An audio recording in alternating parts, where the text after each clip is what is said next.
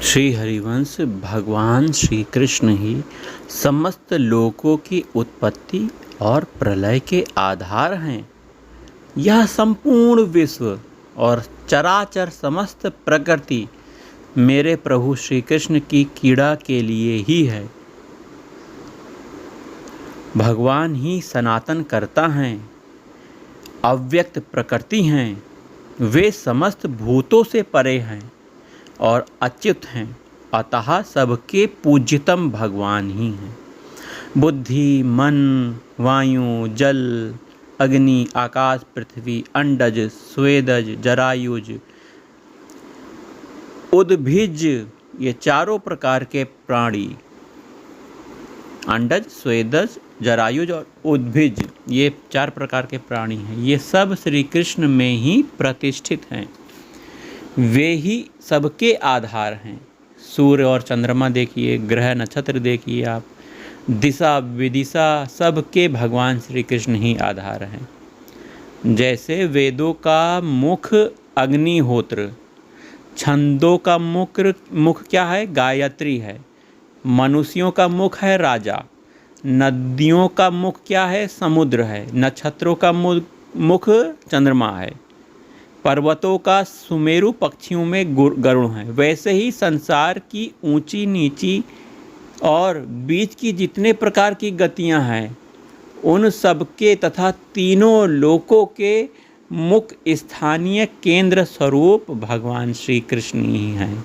यह बात महाभारत की है। वहीं प्रसिद्ध ज्ञानी तथा सर्वज्ञ देवर्षि नारद भी वहीं विराजमान हैं। उन्होंने सबके सामने स्पष्ट शब्दों में कहा है, जो लोग कमल नयन श्री कृष्ण की पूजा नहीं करते, उन्हें जीवित ही मृतक के समान समझना चाहिए और उनके साथ कभी बात भी नहीं करनी चाहिए। ऐसे असंख्य वाक्य और स्थान स्थान पर कहे गए हैं कि भगवान की ही पूजा करो, भगवान को मानो। गीता में आप पढ़ सकते हैं। भगवान के विविध स्वरूप हैं। तत्वतः एक होने पर भी उनमें लीला भेद की दृष्टि से भेद है। उनके भी अवतार विभिन्न हेतुओं से हुआ करते हैं, पर यहाँ तो स्वयं भगवान का जो सभी रूपों में अंशी हैं आविर्भाव है भगवान श्री कृष्ण का, इसलिए इसमें उन सभी रूपों का भी अंतर्भाव है। कोई इन्हें चतुर्भुज नारायण या महाविष्णु का, कोई श्वेत द्वीपपति विष्णु का अवतार कहते हैं, कोई भगवान के केशों के अवतार बतलाते हैं, भगवान के केशों का अवतार, तो कोई नारायण ऋषि का अवतार। इसी से श्री कृष्ण के इस अवतार का रहस्य अत्यंत गूढ़ और जटिल बन गया है। ब्रह्म वैवर्त पुराण में स्पष्ट किया गया है कि इन पूर्ण परात्पर स्वयं भगवान श्री कृष्ण में इनके अवतार के समय चतुर्भुज नारायण महाविष्णु लीन हो जाते हैं, पृथ्वीपति विष्णु भी लीन हो जाते हैं और नारायण ऋषि भी सम्मिलित हो जाते हैं। भगवान का वस्तुतः न तो प्राकृत जीवों की भांति जन्म होता है, न ही उनका कर्म जनित रजो वीर संभूत पंच भौतिक देह ही होता है। भगवान का मंगलमय शरीर सर्वथा भगवत स्वरूप है। वह स्थूल, सूक्ष्म और कारण त्रिविध माइक देह नहीं है। उनका न कभी जन्म होता है, न मरण होता है। वह कभी बनता नहीं, कभी नष्ट नहीं होता। वह नित्य सत्य चिन्मय भाव भगवत देह है। भगवत देह जो जन्म लेता हुआ सा और अंतर ध्यान होता हुआ सा प्रतीत होता या दिखाई देता है। इसी से भगवान ने अपने को अजन्मा, अविनाशी, सबका ईश्वर रहते हुए अपनी इच्छा से प्रकट होने वाला बताया है और कहा है, जो मेरे इस दिव्य अप्राकृतिक भगवत स्वरूप जन्म और कर्म को तत्व से जान लेता है, वह शरीर त्याग कर फिर जन्म धारण नहीं करता और मुझ भगवान को ही प्राप्त हो जाता है। जिस जन्म कर्म का रहस्य जान लेने पर जानने वाला जन्म मृत्यु के बंधन से सदा के लिए मुक्त हो भगवान को प्राप्त हो जाता है, वह जन्म कर्म कितना विलक्षण और कैसा भगवत स्वरूप है, इसका अनुमान भी नहीं किया जा सकता भैया। भगवान में 6 भग माने ऐश्वर्य नित्य अनंत रूप से रहते हैं और 6 स्वरूप भूत दिव्य गुण होते हैं, इसी से वे भगवान कहे जाते हैं। भगवान श्री कृष्ण में इनका संपूर्ण प्रकाश है, इससे भी उनके लिए कृष्णस्तु भगवान स्वयं कहा जाना सर्वथा सत्य और युक्ति युक्त है।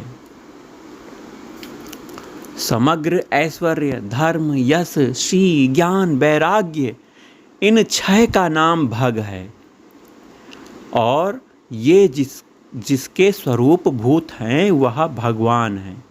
त्याग करने योग्य गुण आदि को छोड़कर ज्ञान, शक्ति, बल, ऐश्वर्य, वीर और तेज आदि सद्गुण ही भगवत शब्द वाक्य हैं। ऐश्वर्य उस सर्वेश्वरत्व या सर्ववशीकारिता शक्ति को कहते हैं जो सब पर अगाध गति से अपना प्रभुत्व कर सकती है। धर्म उसका नाम है जिससे सबका धारण, सबका मंगल, सबका उद्धार होता है। यश अनंत ब्रह्मांड व्यापिनी मंगल कीर्ति को कहते हैं। श्री सब प्रकार की संपत्तियों की जो एक मूल सत्ता स्वरूपा महान शक्ति हैं उसे कहते हैं। समस्त शक्तियों में जो स्वाभाविक अनासक्ति है उसे वैराग्य कहा जाता है। और पूर्ण ज्ञान तो भगवान का स्वरूप ही है। सर्वकाल की समस्त वस्तुओं के साक्षात्कार को ज्ञान कहते हैं। अघटित घटना या असंभव मानी जाने वाली घटना संपन्न करने की सामर्थ्य का नाम शक्ति है। इसी से भगवान को कर्तुमन्य था कर्तुम समर्थ कहा गया है। अनायास ही सबके धारण करने की शक्ति को बल कहते हैं। सबको नियंत्रित करने, अधीन रख, सब पर शासन करने की शक्तियों का नाम ऐश्वर्य है। विश्व ब्रह्मांड के कारण होने पर भी सहज विकारहीन रहना वीर है और सबको सहज ही अभिभव पराभूत करने का नाम तेज है। ये जो ऐश्वर्य और गुणों से सहज संपन्न हैं भगवान श्री कृष्ण हैं और कोई नहीं। इतने पर भी मानव जगत में एक आदर्श मानव की लीला करके वे लोक संग्रह करते हैं और सबके सामने महान निष्काम भाव का प्रत्यक्ष उदाहरण रखते हैं। पर भगवान केवल ऐश्वर्य रूप ही नहीं, मधुर रूप भी हैं। उनमें संपूर्ण ऐश्वर्य, संपूर्ण माधुर्य का पूर्ण प्रकाश है, इसीलिए वे पूर्णतम और स्वयं भगवान हैं। ऐश्वर्य में भगवान श्री कृष्ण का महत्व प्रकट होता है और माधुर्य में उनके आदर्श प्रियत्व की झांकी मिलती है। उनकी लीला में कहीं जब केवल ऐश्वर्य का ही प्रकाश होता है वहाँ माधुर्य अप्रकट रहता है, छुपा हुआ रहता है, और कहीं जब केवल माधुर्य का प्रकाश होता है ऐश्वर्य छिपा रहता है। पर वृंदावन की कुछ लीलाओं में इन दोनों का सम्मिलित प्रकाश हुआ है जो अत्यंत मधुर और चमत्कारमय है। जैसे पूतना का स्तन दुग्ध पान करते हुए ही भगवान ने उसका वध किया है।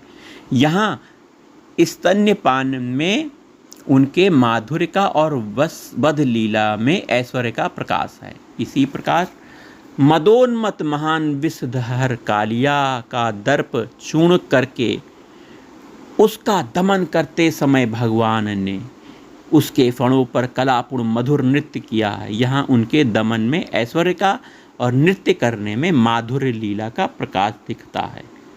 स्वयं भगवान में प्रकारांतर में 64 गुण बताए गए हैं। इनमें 50 तो उच्च भूमिका पर आरूढ़ जीवों में भी भगवत कृपा से प्रकट हो सकते हैं 50 गुण। इसके अतिरिक्त 5 गुण और हैं जो श्री रुद्र आदि में होते हैं।